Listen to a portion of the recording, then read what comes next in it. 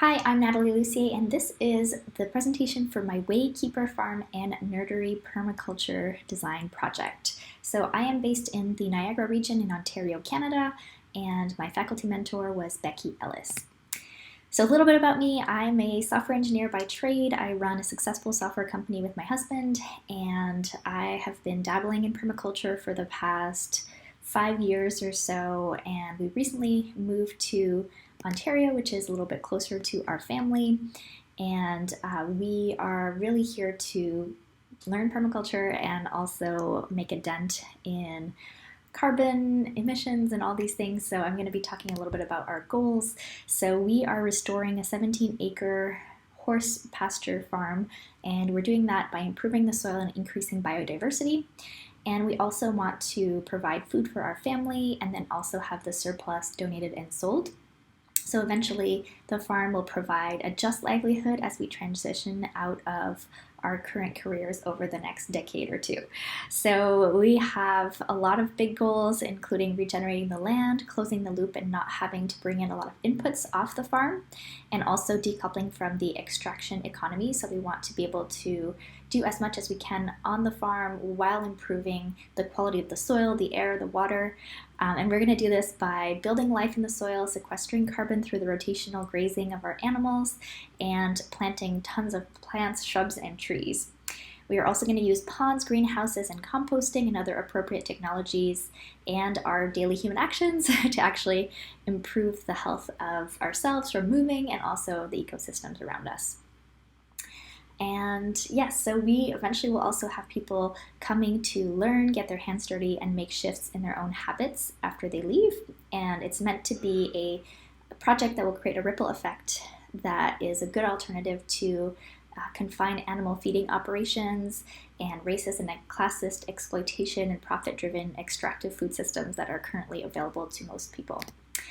Okay, so we moved here in March 2020, and so far we have done a lot. So we've installed some rain barrels, we've had 20 chickens added to the farm, we have some British milking sheep that we built a mobile shelter for, and we've been milking them over the summer.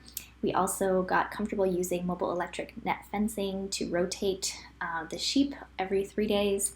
We also did a small kitchen garden. We've planted some trees and shrubs, and we've started more trees from seed. We've done a lot of things already. We installed a new metal roof on our small barn.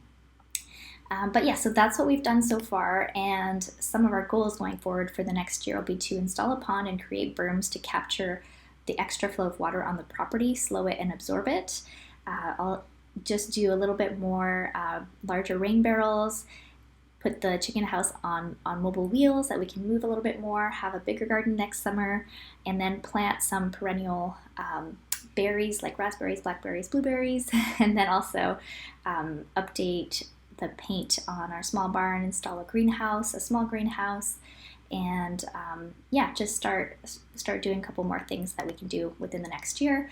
But in the next 3 years, we'd like to be earning a little bit of income from the farm, potentially having a milking cow, a buffalo, or a yak, depending on what works out here for meat and milk, and potentially also a few heritage pigs that we can breed for milk as well, and just really supply a lot of our own meat and fish from the pond, so we don't need to buy meat from the grocery store anymore. And then we also want to plant a lot more trees that we could potentially use for firewood in the future once we move to firewood ovens. And so we've got a lot of goals here. And then over the next 6 to 10 years, we want to have a productive fruit orchard, a greenhouse for bigger or warmer season type fruits, plentiful berry bushes, and that fancy tropical greenhouse. So that's something that would have to be a much larger greenhouse that can fit, trees that could actually survive the winter here. And just having a thriving community food program where we're either donating a lot of food to local charities and groups and selling some of it as well. And then another big goal would be to be able to grow at least 50% of the grains and hay or forage that our animals need each year on the farm. Those are some of the big goals. And for 10 years, we'd like to be retired from the day-to-day of our software business. It doesn't necessarily mean that we're not completely not involved in our business anymore, but we're just a little bit more focused on living the farm life. So that is the ultimate goal, obviously, is to have a thriving, super diverse ecosystem. And that provides a yield and keeps us healthy. Okay, so here is the base map of the 17-acre property. The farmhouse was built in the 1960s, and we've got a small barn and a big barn in the middle that you can see there. We've got some mature pine trees, some younger pine trees, some mature hickory trees, and then 2 small ponds that were dried up in the summer, but that do seem to get going again in the winter.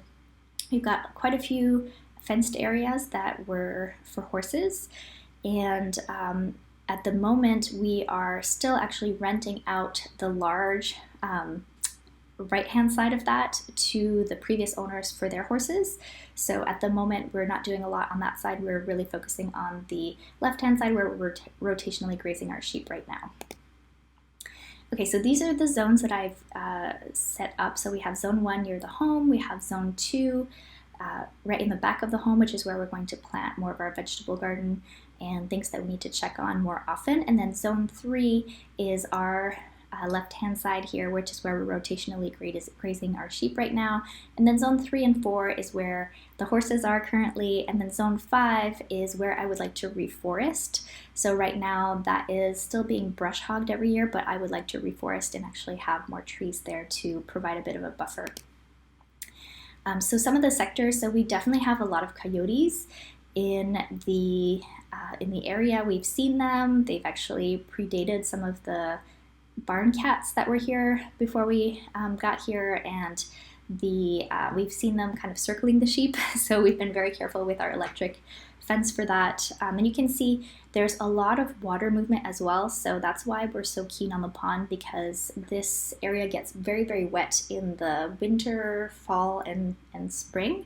But the summer was also very dry. And we also get a lot of wind from Lake Erie from the south, and also wind during the winter from the northwest. So there's a lot of wind, and that's another reason why we're really keen on planting a lot more trees. To the east, which is at the top here of our map, you can see there's a soy farm with possible herbicide and pesticide runoff. So that's another reason why we want to have more of a tree buffer at the back of the property. And so you can see that there's a little bit of water that flows from one neighbor on the left into the soy farm neighbor through our property. So that's also an interesting flow of water. We do have friendly neighbors across the street, and you can see all the little houses there, and then also on each side. Okay, in terms of resources, so we have quite a few resources. Water is very plentiful, not necessarily all at the times that we need it, but we also have income from renting the barn right now. The barn and the pasture is being rented to the previous owners. We also have a surplus of eggs that we can't necessarily finish. We also have good social capital from everyone we've met, and everyone's been super friendly and helpful. We can also borrow horse trailers from the previous owners, which is how we got our sheep to the farm. And then we also got a lot of seeds and tree cuttings from existing plants that were either on the property or on this bike trail that is very close to our property. Deficiencies, so we still need to bring in hay inputs for the animals right now and grain inputs for the animals, so that, for the sheep and for the chickens, they need all of that as well for the winter. So that's something that we're looking to improve as well. Okay, so for water, we use water at the barns. We also use it at the house, obviously, and we have both a well and a cistern. We installed a new cleaner, a new filter for the well water so that we can use it in the home as well. And with our rain barrels, that has been extremely helpful, and we want to install a couple larger ones at the big barn as well. We also have well water at the large barn. The biggest issue, I would say, is that runoff goes to Lake Erie via the town gutter. So that's something that we want to improve with the pond, so that we can just keep the water on site and not have it run off into the lake. So this is what we're thinking for the pond. So we want it to be large enough that we can have bass and other larger fish. So we are going to use the excess soil from digging the pond to create berms around the pond area, and I imagine we'll have a lot of soil, so we might do more than one berm, but that's kind of the idea with the spacing here, is that we want to have enough space in between berms and ponds to rotate the sheep so that they can graze there as well. So we can put the electric fence there and have the sheep graze. And obviously this is not the exact shape of the pond, but we just want it to be at least 1/4 of an acre wide or an area, and then also some of it has to be at least 6 feet deep so that in the winter the fish won't freeze. And so here are how everything connects in the plan. So we have animals, plants, people, and elements. So there's so much interconnection. So the animals create manure, which becomes compost and great for the plants. Plants become food for the animals. And fish go in the pond. The pond collects rainwater and also provides enjoyment and more biodiversity, so more animals, and also the animals are also food for us or help provide food for us, and so that also improves our health, also improves community inspiration, and provides exercise for us too because we're taking care of them. And you can see it kind of all connects back to plants as well, which provide beauty, shade, life, pollinators, food, and grazing for the animals. So there's a lot of connection here. So right now everything is very, very open, and I think that is really leading to a reduction in biodiversity just because it's really hot in the summer, it's very flat. It also gets very pugged with the horse hooves, so there's not a lot that grows during certain periods of the year. And so I think one of the things we're going to be able to do by introducing more edges and more microclimates outside of just the area around the house and the barns is going to be to really plant more trees and have some of that around the pond, and those berms that we created is going to create a lot more edge and microclimates. So I'm really excited to get those projects going.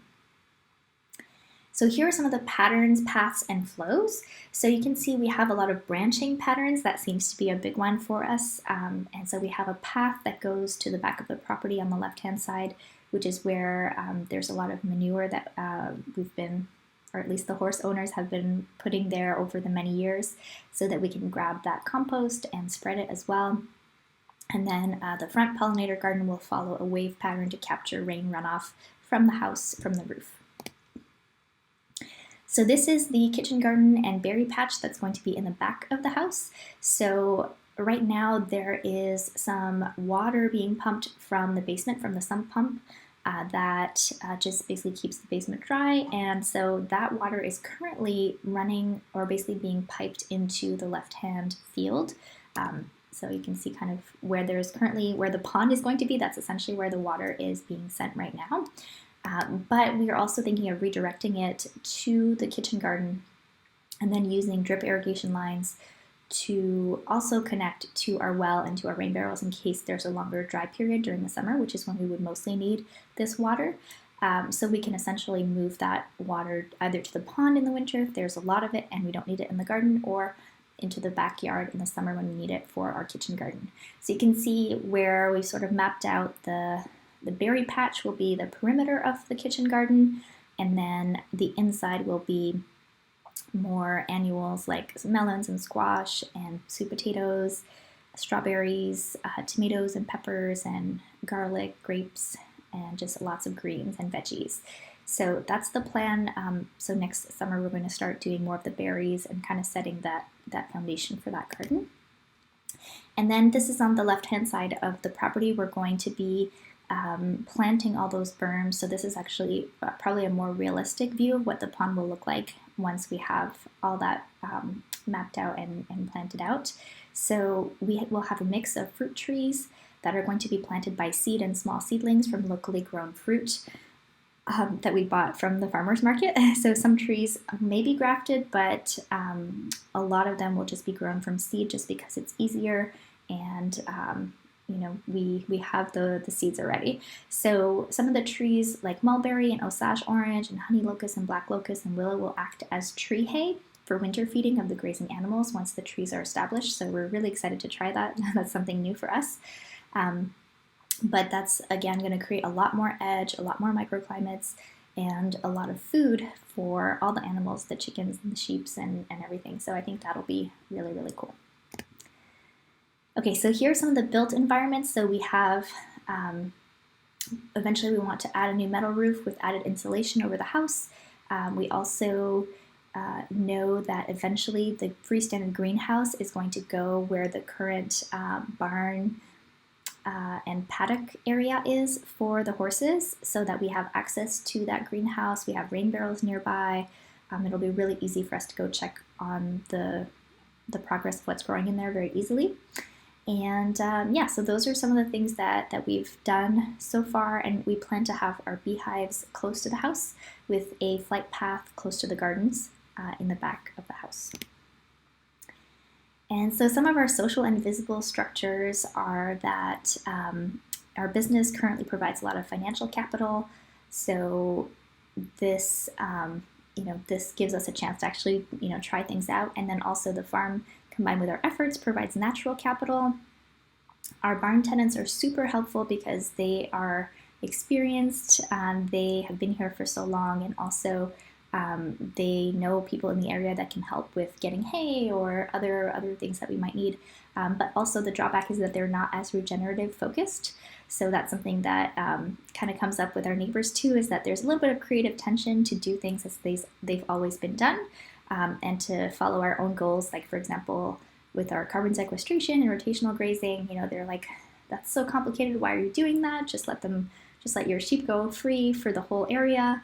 But that's something that we are obviously experimenting with.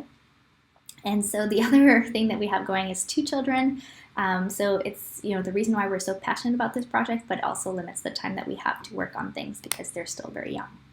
So here are some of the things that we've set up so far for our rotational grazing. So we're using solar panels to power electric netting fences. And then this is essentially our plan. So we track where our sheep are, and we rotate them every 3 days so that they don't overgraze, and then so that there's not too much manure or too much pugging in one area, so that gives time for the pasture to recover. So we don't let them go back for at least 30 days, but it's actually been longer than that for most of the areas because we have such a big space. So the animal waste, so the manure when we're rotational grazing is great because we don't have to move it. We move the animals and they do the moving for us, essentially, of the manure. But there is a lot of manure from the barn stalls right now for horses that are in the large barn. So right now it's returned to the soil after composting, and we're using it to start new beds or improve existing gardening beds. And then also we have a vermicomposting bin that turns our food scraps into soil amendments as well. So here's what we're thinking in about 3 years from now is where we want to be. So we'll have that 1/4 acre pond with fish. We'll have those raised berms to capture water and have trees planted on them. And then in an ideal scenario, we'll also be planting grains and different forage areas in those different little paddock areas. And then our greenhouse, depending on if we have the funds for that right away or not, we would have that set up, but we'll definitely have a small greenhouse before then. And then we'll have a pollinator garden and rain garden in the front. And then allowing that area, which is our zone 5, to start reforesting. And then also it could be used for pigs or to mitigate flow from our neighbors so that they could forage there as well. So here are some of the species that we already have on the property or plan to bring in. So we've got the animal list here, our perennials, which we've already done a couple of, like pears were already here, for example, and hickories were already here as well. So some of these we've brought in, like seaberry and chestnut we planted, and so we plan to do a lot more planting this year. And for plants, we have the annuals. We've done quite a few of these in past years, not at this property. So it's just a matter of getting going again at our new property here. And then we'll also have flowering plants and aquatic plants for the pond. So here are some of the components that we'd like to bring into the property and start using more of. Some of these we already have in place, and some of these is something that we'll be adding on. So for example, we want windbreaks, pollinator flower gardens. We've done hugelkultur before and we want to do more of it. Silvopasture is essentially what we're planning to do with the berms and the rotational grazing in between. And eventually we'll have dry composting toilet and all of these other things to capture gray water. But so those are plans for our components. And then here are some of the stakeholder interviews that we had. So we do plan to do a lot of the labor ourselves because we find that taking care of the land and the animals and the plants is a good way to spend our life and to keep active. And it gets us off the computer, which is also great. And so if we do start to take on interns or offer educational opportunities, we'll be especially conscious of the equity issues and make these available to people from all backgrounds. And then also we will start with how we find people and making sure that we are able to give people agency within the work and that it not put them at financial harm. And we plan to offer hands-on experience and learning along with a website presence in the future. And then for our neighbors, one of the things that we've thought about is how can we offer them something other than food? And a lot of that comes down to connection to the non-human world, connecting to who is growing their food and tending to it, and then also how can we inspire them, how can we connect with them, socialize with them, have a relaxing place, and also how can we not ruffle too many feathers with our unconventional methods. So, we have a lot of things that may not seem organized. So we might have a lot of trees and bushes and things that might look like weeds to people. So just enrolling them into the story and the goals of the farm and giving them produce and yields and sharing our quirky selves and ideas without getting defensive are some of our ideas. And so this land is also from the Atiwandarok and Mississaugas of the Credit First Nation and the Haudenosaunee Native peoples. So that's something that we're very aware of too, and that we are very, cognizant of. And I've talked a lot about some of these other things. So we have a lot of water here, well water, lots of wind and rain, and also a little bit of hail. We have clay soil. And, there's a lot of stuff that happened to this land before we came here. So there's a lot of pugging in the fields, and that's places where the horses ate a lot during the winter with a big bale of hay. So that has really degraded the land there. So we're working on improving that. And so there's just a lot of different things that are happening in this area. And then also it's interesting because the area is very close to Lake Erie, which means it has sort of like a cottage feel. So there are people that just come here for the summer, or it's more of a vacation area. So I think that has a lot of potential for us to be able to educate people on this kind of farming and regenerative work. But also, it's just an interesting thing because it's a different kind of neighborhood than you would expect for a farming area. So for us, because we have two small children, we're often pretty tired and we can only do a few hours of hard physical labor per day. So we need, we need to know our own boundaries there. And we really want everyone who comes to our property to be respectful of us, our family, animals, and plants, and the land itself too. We have some financial means that we're investing over the next few years for this project. And we know that the farm needs to feel like a support for our lives, whether it's through joy, sustenance, good food, camaraderie, positivity, or other benefits. And we're willing to invest our time for the long term because we know we'll be here as long as we can be, essentially. Okay, so we have a lot of resources in terms of manure. We have some trees for shade and fruit production. We have some existing wildflowers and forage and existing pollinators. We do have flat land, which means it's easier to rotationally graze the animals right now. And we want more windbreaks, more shade for trees for shade, and more organic matter in the soil because the clay is a little bit hard for the pugging and all the other things I mentioned. So our land can support a lot of animals, but they also need a lot of inputs in the winter for hay. So right now, all of that hay is being grown off property and brought in. So that's something that we want to really focus on. All right. So I've kind of shared our goals, and so the implementation really lines up with the goals that we have for the property.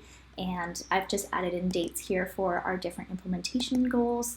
I'm actually not worried about doing the work because some of it will be done by us, but for the bigger stuff like digging the pond, we'll have someone come and help us do that. And then once we've got everything essentially installed over time, the maintenance is really where I think most of our time is going to go. So taking care of the animals every day, feeding, watering, milking, or gathering eggs, mucking stalls, and spending time with animals, rotating with electric fence, bringing in and storing hay and straw before the winter, and then watering plants and trees until they get established during the dry and hot seasons, seeding annuals to prepare for summer planting, and then mowing the areas that need to be mowed if we're not rotationally grazing those. And then also right now we're still have sort of a backlog of manure, so moving those to form compost and to use in the garden beds and around trees. And then, the good part, which is harvesting fruits and veggies, nuts and seeds as they become ready. And then once our trees are established, just pollarding, which basically means like cutting the tree hay so that they grow back the next year, over the next few years, so that our animals have that to eat in the winter. And then, we'll just have a couple more things as we add more to the project. So looking back over the past few months, this project has been incredibly useful, incredibly interesting to learn how to design this project, and also there was just so much material to watch, absorb, and process. And I feel like there was things I was familiar with, but just going deeper gave me a bigger picture lens of everything.